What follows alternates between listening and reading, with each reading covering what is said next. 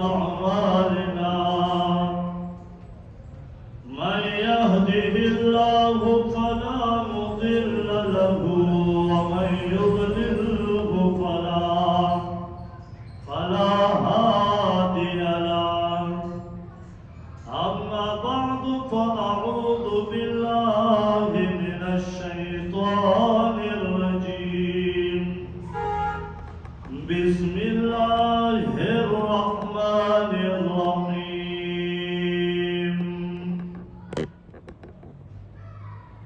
ولقد نصركم الله ببدر وأنتم أذلة فاتقوا الله لعلكم تشكرون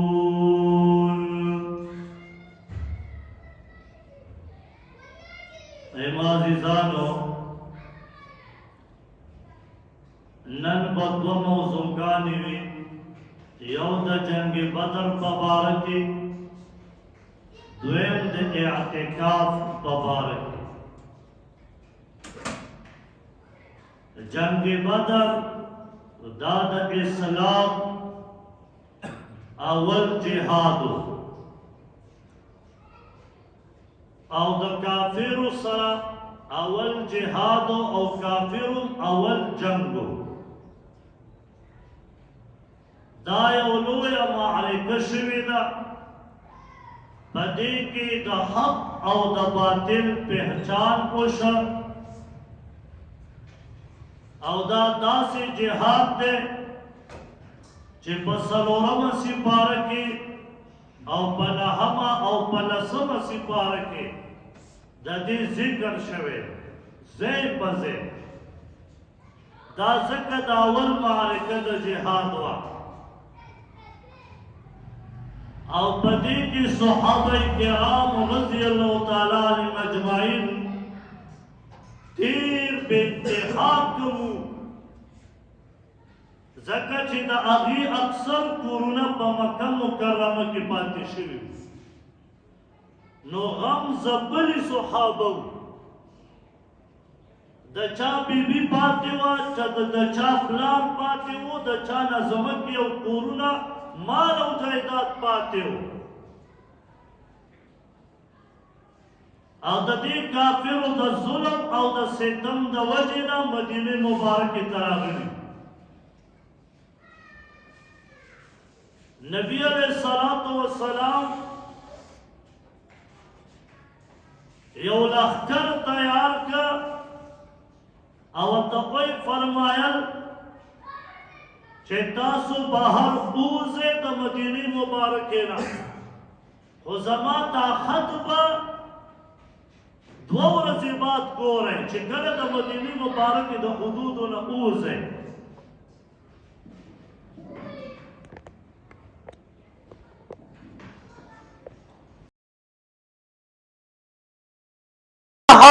رضی اللہ تعالیٰ عنہ دای امیر کا دا د اسلام اول امیر چې جوړ شوی دی عبداللہ بن جحش رضی اللہ تعالیٰ عنہ دا لوی مرتبه دا بهر اوته او د مدینه مبارک دا طرف ته طرفونو نه سخلق یو دو درې قیدیانی اونی و غیره وسط مدینه مبارکه ته او دا بیا اوته د خبر اوشه چې ابو سفیان دغه ټیم کې ایمان نه دی راوړی دا د امیر معاویه رضی الله تعالی عنہ پلار دی او ډیر بهادر انسانو دا وروستو ایمان راوړی رضی الله تعالی عنہ دا د شام نه قافله روانه کړې ده 40 کسان دي په دې قافله کې او 1000 اوښان دي او داسې په سوونو باندې آسونه دي او دی را روان دي او د شام نه مال تجارت سامان راخیسته او مکه مکرمه ته وړو او په دې کې د قرونو روپو مالونه صحابه راغلي دي د غر دی د غر نه شاته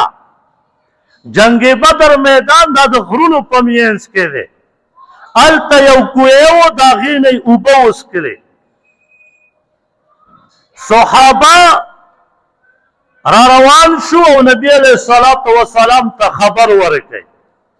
ابو سفیان دوه کسان ولیږه او ورته وایي چې هلته لاړ شئ و هلته یو کوی دی د هغې نه به اوبه راوړئ اوبه او دا جنگ بدر مقام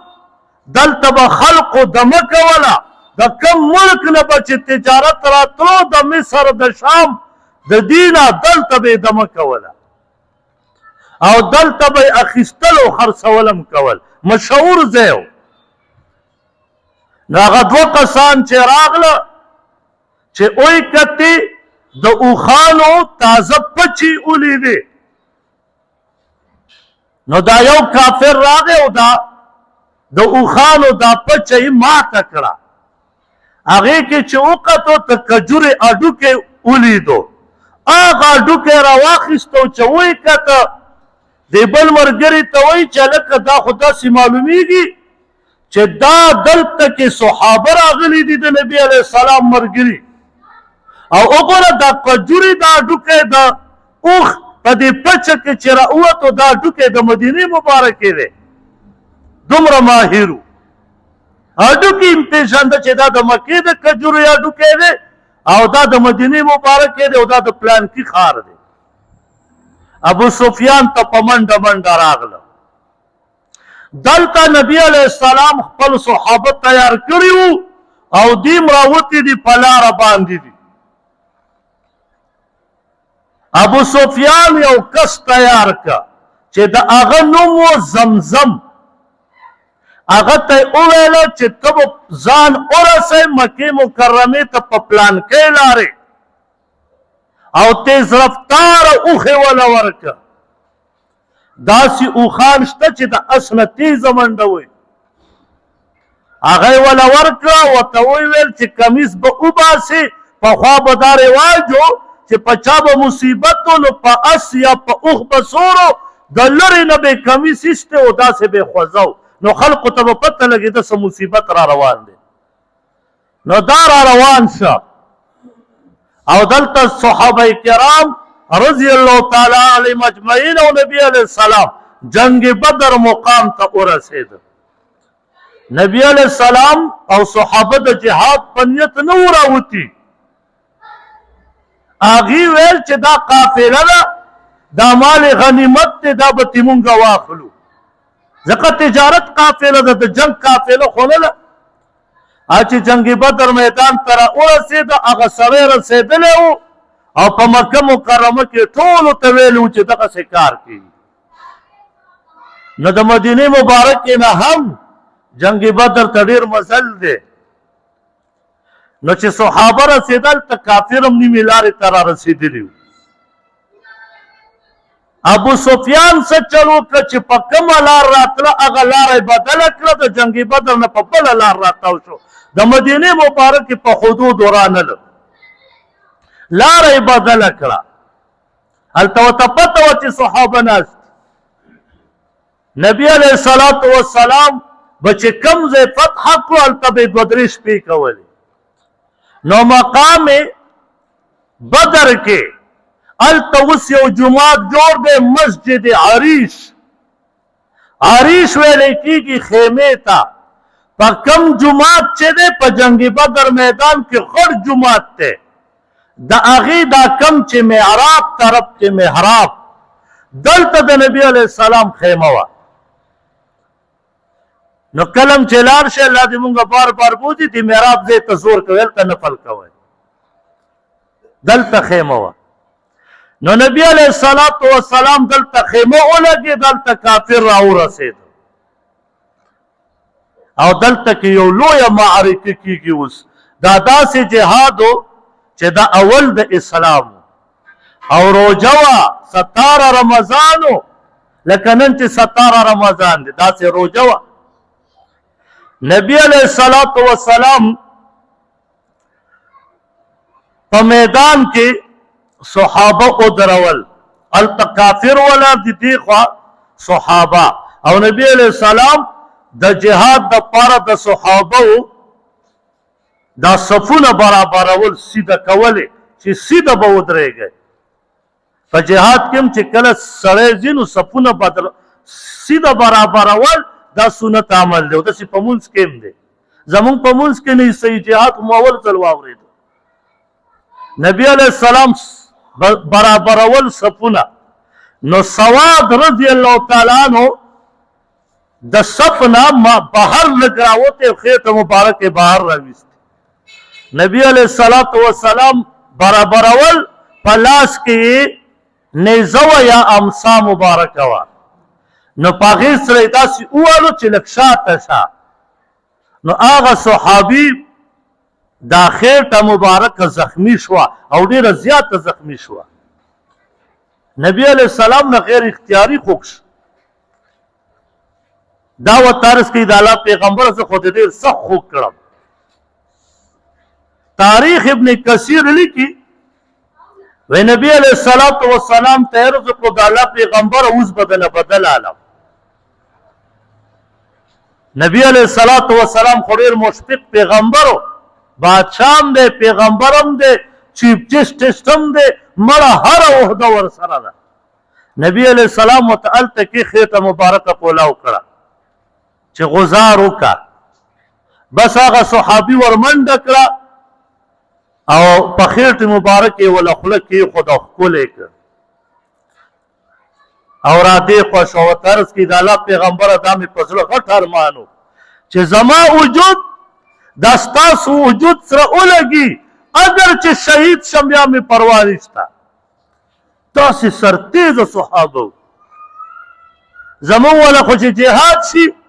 هلکه دوی قنوت ته زور ورکوي بله ختمونه شروع کړي مړه ختمونه پرېږده په ختم باندې اسرائیل وې لګې اوسه تا دا دوه درې کاله ختمونه وکړه یهودو ته څه تکلیف ورسېده ولټۍ زمون فلسطین حماس مجاهدین او الکان او زنانه او زمون ظلمي شهیدان کا تا په پاکستان کې دلته ختم وکړه په سړکونو کې نه کوئ څوک به جلسې کې وکړه یو جلسه له پلکه وکړه څه توره دې وکړه نبی علیہ السلام په فرمایلي وی چې نه وځم میدان ته روژه ده او په مسجد نبی کې به کښېنم او دعا به کوم نبی علیہ السلام ځکه وته چې امت ته یې ښودله چې ای زما امته وځې به هلته کې به بیا دعا هم کې او جهاد به هم کې زمونږ والا په دې کې پراته دي چې ختم یې وکړه اوس دې څه پوره دې وکړه کړی دې دي که په ختم باندې کافر وې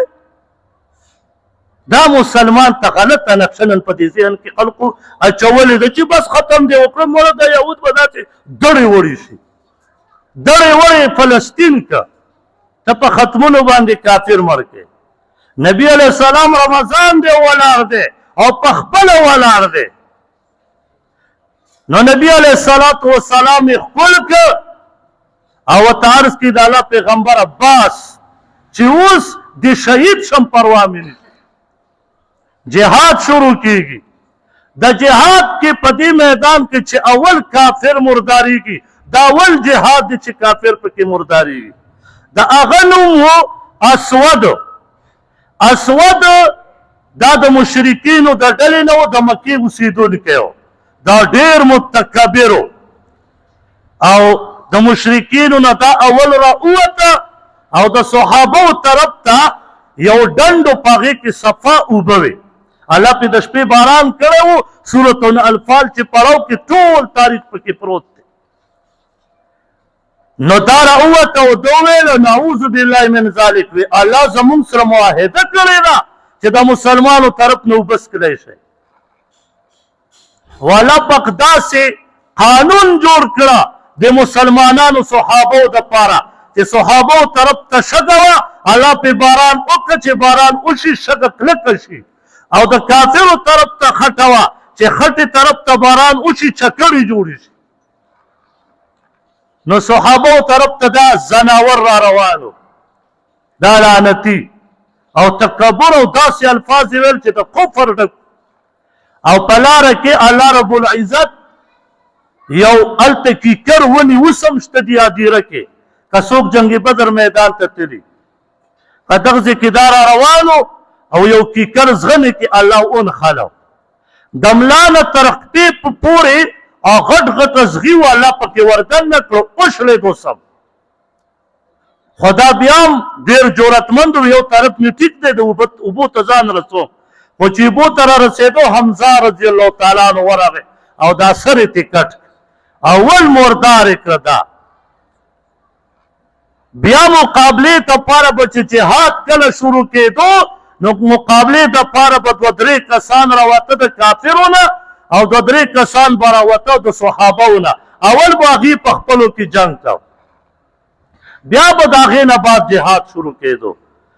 نو میدان ته عتبه راووتو ولید او شیبه راووته دا د غټ سړي زامنو دا راووت د دې طرف نه معاذ او عوف رضی الله تعالی عنه دا راووت ورته وایي څوک یې وایي موږ د مدینې مبارک یو نه وایي موږ ته خپلې مقابلې دپاره خپل کسان د خپلې قبیلې راوباسه نبی علیه الصلاة والسلام ته یې وویل نبی علیه السلام حمزه رضی الله تعالی عنه ته وفرمیل ورپاسه علي رضی الله تعالی عنه ته یې وفرمیل او عبیده بن حارث رضی الله تعالی عنه ته یې وفرمیل ولې دا د مکې مکرمې اوسېدونکي میدان ته راووته حمزه رضی الله تعالی عنه چې په عتبه باندې غزار وکړه هغه خو یې مردار کړه د علي رضی الله تعالی عنه مقابله د ولید سره وه علي رضی الله تعالی عنه پې غزار وکړه هغه یې مردار کړه او د عبیده بن حارث رضی الله تعالی عنه د شیبه سره وه دواړو په یو بل غزارونه کول او دواړه سخت زخمیانو نو حمزه رضی الله تعالی عنه او علي رضی الله تعالی عنه رامنډه کړه او دغه شیبه یې مردار کړه بلکې ځکه بل څوک به نه شو راتلی او عبیده بن حارث رضی الله تعالی عنه زخمی حالت کې راتې خوا راوړه بیا دا شهید هم شي په لاره کې نو دغه درې کسان صحابه و هغه درې کافرو او دغسې ووال جهاد شروع شو او نبی علیه السلام خیمې ته ننوته خیمې ته ننوت او صحابه ورته عرض وکړه د الله پیغمبره موږ د بني اسرائیلو غوندې نه یو چې موسی علیه الصلاة وسلام نه پشا شو د الله پیغمبره موږ به اول خپل سرونه ایږدو بیا به تاله کافر رارسي کافر 1000 دي صحابه 313 دي صرف 300 توري دي ورسره او 70 اوخان دي او پشمیر اوه دي که شپږ دي دا ورسره آسونه دي او کافرو سره تورم بشمیره سورلیم بشمیره آسونم بشمیره خوراکونم بشمیره تر دې پورې چې ډمانې ښځې هم ځان څخه راوستې وې چې موږ به صحابه نعوذ بالله من ذلک نن تس نس کوو نو بیا به دلته موږ 3 ورځې ډمان او ډمې به ګډو داسې په تکبر یې راغلي وو دا ایجاد د ډمان او د ډمو دا د ابوجهل دی نن مسلمان ورته وایي ابوجهل که ته مړ یې تا ته ضرورت نشته مونږ یو مونږ به یې دله داسې ډبو که نه چې دا کړې کړې نه وې تا بیلو ته خو زه یې دله ګډومه خفه کېږم ستا ضرورت نشته مسلمان ته پته هم نشته چې دا ډم او د ډمتوب دا د چا ایجاد دی ته به وایې چې بغیر د ډم نه د ده بچي واده نه کېږي قلقلا خان به یې ترې جوړ کړی خو هلکه غریب سړی زوی غریب سړی مه پې ګډه وستې ګډې دې پې څه توره دې وکړه ته ما ته یو توره خو وایه چې دا مې پې وکړه څه ضرورت یې دی یارې زړه خوشحالوم زه چې خوشحاله بیا سټیډیم ته لاړ شم ته پوره د پېښور دا ډمې او ډمان راغونډ کړ ته زړه خوشحال کړه دلته خو به دنه خلک په ارام وي که نه خوب خو به دنه کولی شي که خو چا ته ووایو هسې مو ځان ستړی کړه خدای راشتیا سې چغې وو مرۍ مو ځان ته خرابه کړه نو جهاد شروع شو نبی علیه السلام تشریف فرما دی په خپله خیمه کې وجاړي او چغې وایي الله ته او په اوږو مبارک کې څادر پروت دی او داسې بر اسمان ته ګوري او الله ته جاري او چغې وایي. ابوبکر صدیق رضی الله تعالی عنہ ورسره شاته ناست دی، د محافظت دپاره ورسره توره راخیستې ولاړه دی او د نبي علیه الصلاة والسلام دینه د اوږو مبارکو نه دا څادر غورځېږي او ابوبکر صدیق رضی الله تعالی عنہ بیا یې ور اوچتوي. بیا نبی علیه السلام په سجده پرېوځي. آخر کې ابوبکر صدیق رضی الله تعالی عنہ ول په جړا شي، وی د الله پیغمبره بس دی والله ستا مدد به الله کوي، بس نور مه جاړه د الله پیغمبره، زما د په رب قسم ستا مدد به الله کوي. او نبی علیه السلام داسې اسمان ته وکته او ورته فرمایي ای ابوبکر صدیق رضی الله تعالی عنہ وګوره جبرائیل علیه السلام سره د ملائکو را روان دی، وګوره میکائیل علیه السلام سره د ملائکو را روان دی، زمونږ مدد الله اوس په فرشتو کوي. او را ورسېده. دلته یو کیسه خلکو جوړه کړې ده دروغو، وی چې دا جنګ بدر ته د غرونو باندې راشه او دا شګې دي، وی دا ملائک چې راغله به دا آخر شګې شو، ټول دروغ، دا د اول نه شګې و. خو موږ ته په دروغو کې ډېره مزه میلاوېږي او که نه ته داسې وشو، دا ټول دروغ دي. بس ملائک راغله غر همدغسې د پیدایشي ته شګو او سعودي عرب کې ټوله شګه ده، دا دروغ کیسې خلک کوي. نو ملائک برارتله او دلته صحابه او جهاد کو. نبی علیه الصلاة والسلام په دغه دوران کې او فرمایل وی نن به څوک شهادت ته ځان تیار کړي او چې څوک شهید شو ډایرکټ به جنت ته ځي. عمر بن حمام رضی الله تعالی عنہ لګیا و سمیوي پروټې خوړه یا کجورې یا څه بل څه دا یې خوړه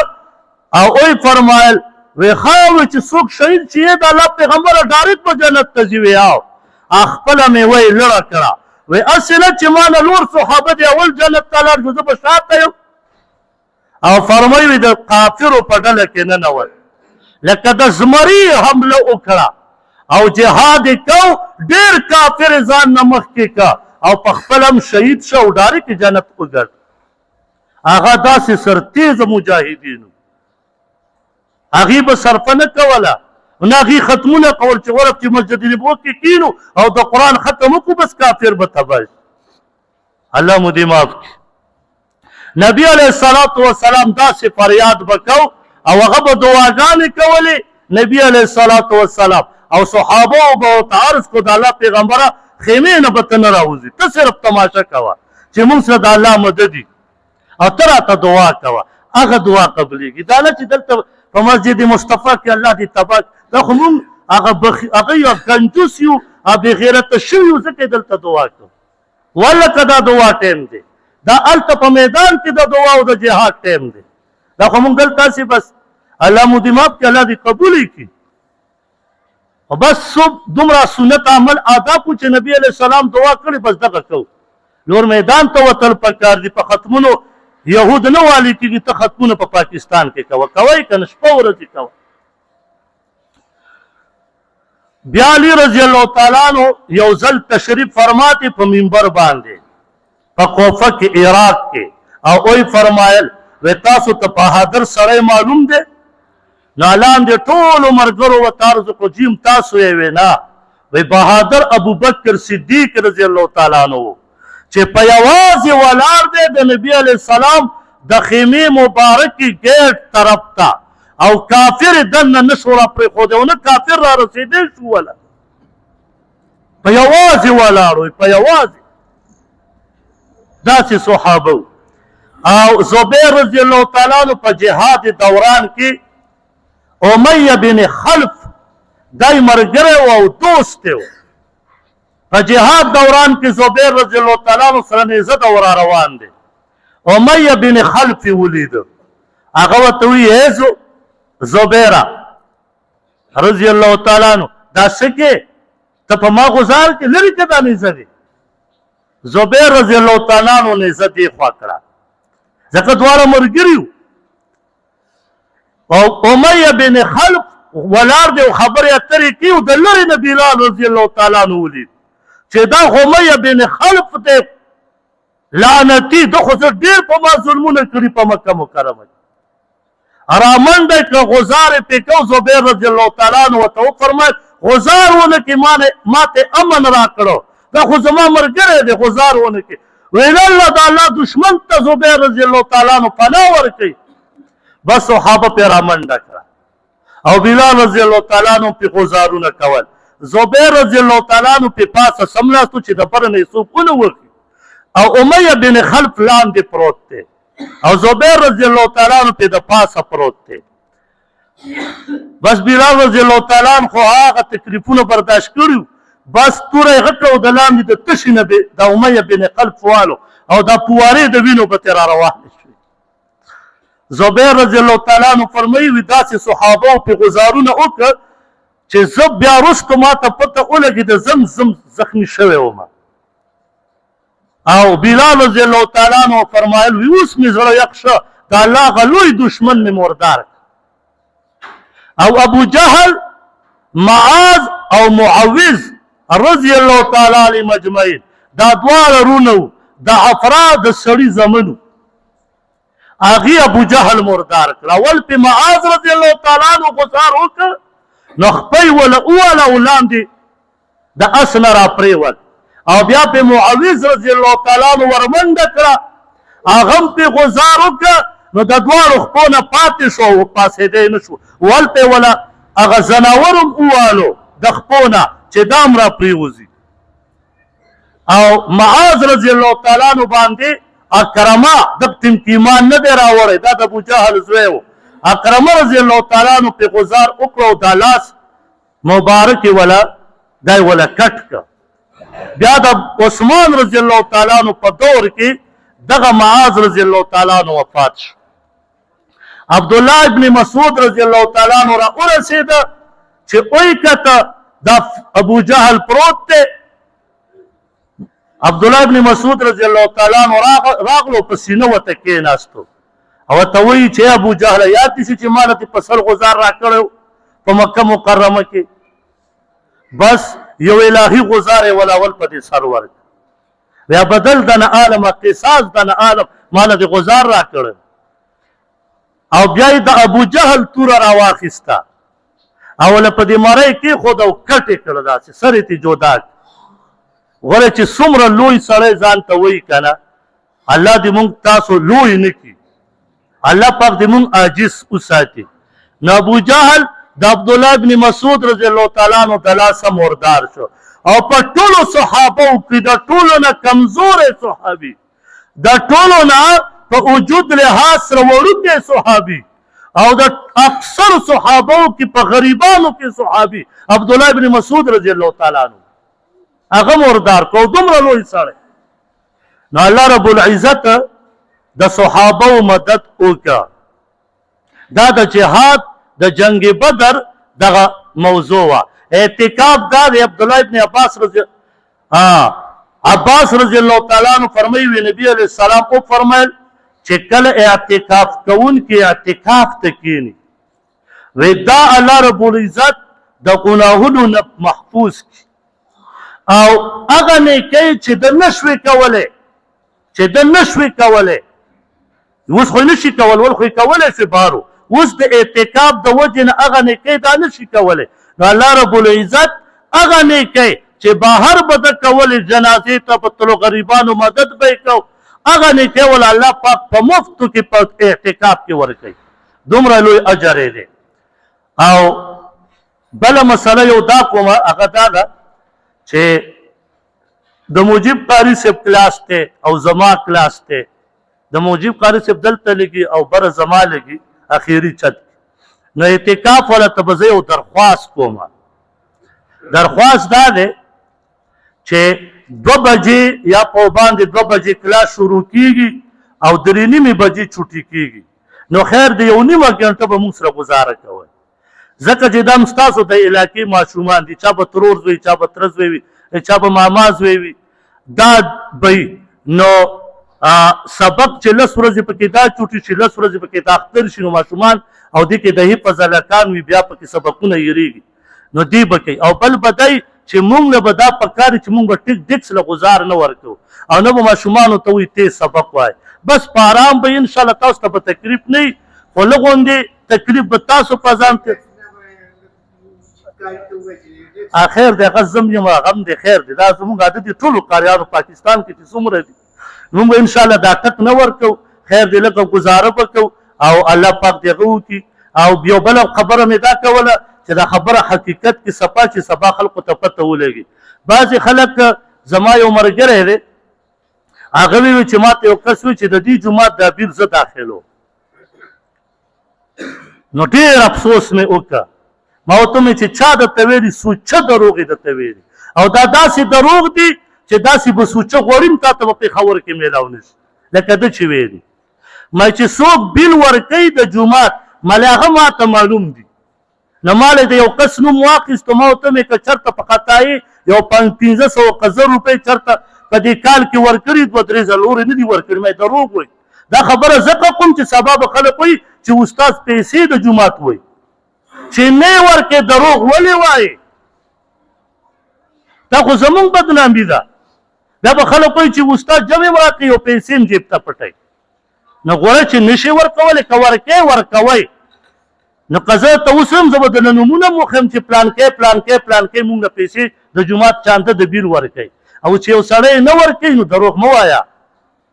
هسې سړی ګناهګارۍ د روجې ته وګوره ته په روجه کې هم دا دروغ دې شروع کړي الله مو دې معاف کړي یو دا بله ده چې د قصابانو ته یو درخواست کوم زما یو ملګری دی هغه راته وایي یو ځای ته لاړم قیمه مې اخیسته یا ډېره تکه سره وه وایي چې ما چې ځه دا به کور ته ویسه نو وایي چې هلته زما رشته دار ولاړو وایي چې هغه راته وایي څه شي ته راغلې وایي چې ما ورته وایي چې قیمې ته وایي چې راته وایي چې که قیمه بیا دلته اخلي نو بیا به دلته نه راځې وایي چې ما ورته وایي چې دا خو داسې ښکلې قیمت تکه سره وایي چې ما ته وایي چې دې کې د چرګې شاټینګ یې اچوي او یو راته وایي چې استاد جي دا پړپوس څه دی دا پکې اچوي په دې قیمې کې چې دا سره ښکاري نو ما ورته وایي افسوس ما دا په دې روجه کې اوهو دا پې روجه هم ماتوي په دې پیسو خوري پښمانۍ به هم پې کې یرې روجه مې نیولې په خوب په دوکان کې پټ پټ سیخونه پخوه وخورئ والله دا دله بهتر دي قسم په الله روجه خو دې نه کېږي هسې ځان ولې ستړی کې وجود ته هم تکلیف ورکې ټول به داسې نه وي قصابان خو داسې پکې کوي قیمې پکې هغه پکې چې پړپوس او شاټینګ وي واله که شاټینګ خو ماسې هم نه خورو چې تی راته قیمه کې واچې دا زمونږ الله مو دې معاف کړي بس دا د روژې میاشت په دې کې به لوټ مار کوي لوټ مار به پخوا خلک صحابه و عبادت ته ویل زمونږ ولی مال ته وایي چې لوټ مار پکې وکړه چې پیسې پیدا الله پاک دې پې عمل کولو توفیق راکړي د صحابه و په د نقش قدم باندې و الله پاک مو د 2 نمبرۍ نه بچ کړي یا الله مونږ ته د حلالو کاروبارو توفیق راکړي یا الله که د حرام وي یا الله توفیق